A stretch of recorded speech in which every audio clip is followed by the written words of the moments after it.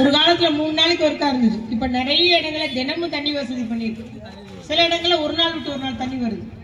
புறநகர் ஃபுல்லா பாத்தீங்கன்னா ரேஸ்புரம்லாம் போனீங்கன்னா வண்டி வச்சு தள்ளிக்கிற ஒரு தனி ஒரு காட்சியை நம்ம பார்க்கலாம். ஒரு வண்டி அதுல 4 குடம், அதுவும் பெண்கள் தான் தள்ளிட்டு போவாங்க. இன்னைக்கு அவங்களாம் அப்படி இல்லை, வீட்டு வாசல்ல தண்ணி கிடைக்கும்.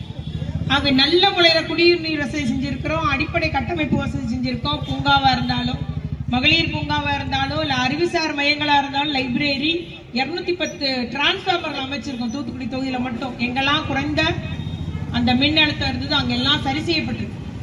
13 புதிய ஆஸ்பத்திரி கொண்டு வந்திருக்கும். இவ்வாறு படிப்படியாக கட்டமைப்பு சாலை, பேவர் பிளாக் சாலைகள், மழைநீர் வடிகால், எப்போதும் சின்ன மழை வந்தாலும் பிரைனரா இருக்கட்டும், அம்பேத்கரா இருக்கட்டும், ரூல்கமாபுரமா இருக்கட்டும், எல்லாம் தண்ணியில மிதக்கும். போன வருஷம் முந்தின வருஷம் அந்த நிலைமை இல்லை. 3 வார்டு மட்டும் சரி பண்ண வேண்டி இருக்குது. நமக்கு புறநகர்ல உள்ள 3 வார்டு 15, 16, 17, 18 4 வார்டு அந்த பகுதியில் மட்டும்தான் சரி செய்ய பண்ண வேண்டியிருக்கு. மற்ற எல்லா இடங்களும் சரி செஞ்சாச்சு. அந்த இடத்துமே இப்போ பாதாள சாக்கடை வேலைகள் நடைபெற முடிஞ்சிச்சுன்னா அவங்களுக்கும் ஒரு அந்த சின்ன மலைக்கும் அந்த மழை நீர் கட்டக்கூடிய அந்த ஒரு பிரச்சனைக்கு தீர்வு ஏற்பட்டுவிடும். அதுபோல அடுத்தது நமக்கு அடுத்த பிரச்சனை என்னது? டிராபிக்.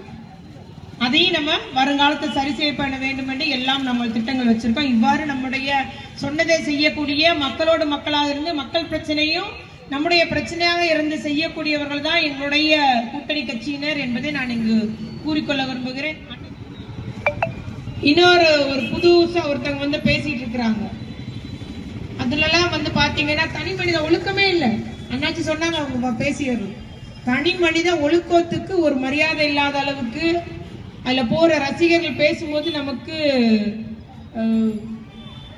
ரொம்ப அருவருப்பா இருக்காங்க. உண்மை என்னடா இப்படி பேசுறாங்க? நமக்குன்னு ஒரு கல்ச்சர் இருக்குது, நமக்குன்னு ஒரு கலாச்சாரம். ஒருவனுக்கு ஒருத்தி திருமணம் முடிஞ்ச அந்த குடும்பத்தை நம்ம காப்பாத்து என்னெல்லாமோ இருக்குது. ஆனா அங்க வர்றவங்க இப்படி பேசுறாங்கன்னா நாம் எதிர்கால தலைவர்களாகக்கூடிய அந்த இளைஞர்களை நல்வழிப்படுத்தக்கூடிய ஒரு தலைவன் இருக்கும். ஆனா அப்படி அல்லாமல் வெறுமன ஒரு கூட்டட்டும் நமக்கு ஆரவாரம் பண்ணட்டுன்ற மாதிரி ஒரு வழி நடத்தல், நிச்சயமாக அவர்களை நாம் காப்பாற்றி ஆக வேண்டும். நிச்சயமாக அவர்களும் நம்மை புரிந்து கொள்வார்கள் என்று கூறிக்கொண்டு கலந்து கொண்டுள்ள அத்தனை பேருக்கு நன்றி. நம்முடைய கூட்டம் ஏற்பாடு செய்த வட்டக்கழகம் 39வது வட்டக்கழக நிர்வாகிகள் உள்ளிட்ட அத்தனை பேருக்கு நன்றி கூறிக்கொண்டு தொடர்ந்து நாம் களப்பணியாற்றுவோம், வெற்றி கனியை பறிப்போம், தமிழ்நாட்டை காத்திடுவோம் என்று கூறி முடிக்கிறேன்.